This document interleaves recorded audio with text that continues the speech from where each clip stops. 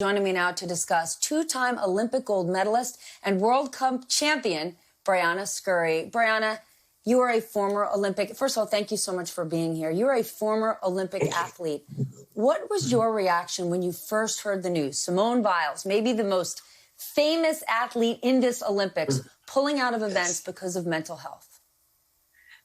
Wow, Stephanie, thanks for having me. I was heartbroken for Simone. And the reason I was heartbroken is not because she won't be able to, defend her gold medals, but because I know how hard that decision must have been for her.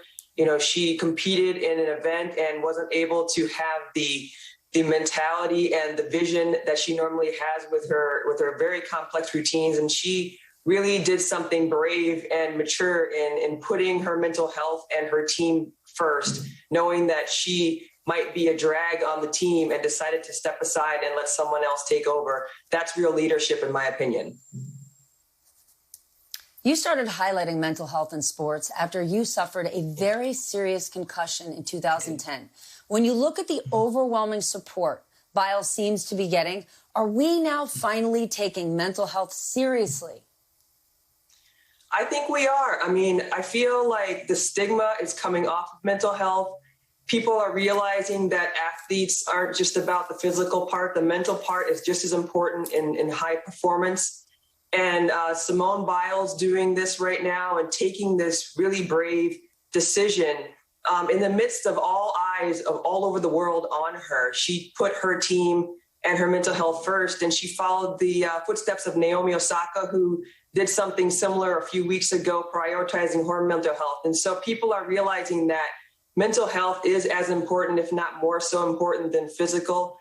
She feels like she's not suited and not ready to do it. It's just like a regular injury, but you can't see it. And so I think it's really important that Simone has really stepped up here and prioritized and made a mature a leadership decision, and that everybody's supporting her, including me. And I wish her the best, and I hope that she is feeling much better very soon.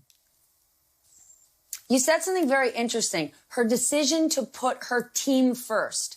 A lot of people out there would look at something like this and saying, in a team sport, if a LeBron James, if a Tom Brady pulled out before a championship, before the Super Bowl, they'd be letting their team down. Help us understand how that's the wrong way to look at it. Well, in Simone's case in particular, you know, she is the leader. She is the grandma, I think she calls herself, of her team. And the fact that she realized after that vault that something wasn't quite right, not only mentally in the air, but also physically in her landing. And so she didn't want to be taking away points, deductions from her team, knowing that she couldn't quite be the performance and do the performance that she's used to doing. And so by stepping aside and allowing another teammate who was more ready and more able to do the task in her stead, that really shows leadership. And that shows to me that she put her team in front of her own self. And I'm telling you, Stephanie, that was a very, very difficult decision for her to make with all eyes and the pressure that she's been feeling and having. And I really commend her for that. And for me, that is putting team first. All right, I got to ask you about a different team quickly, the women's soccer team. A surprising and disappointing tie with Australia. Are these ladies going to be able to pull it out and win the gold? Well, I sure hope so. You know, it's been a bit of a roller coaster this few days within the women's national soccer team. You know, a huge loss to Sweden and a big win to New Zealand, and now with this somewhat stumble into the quarterfinals against Australia.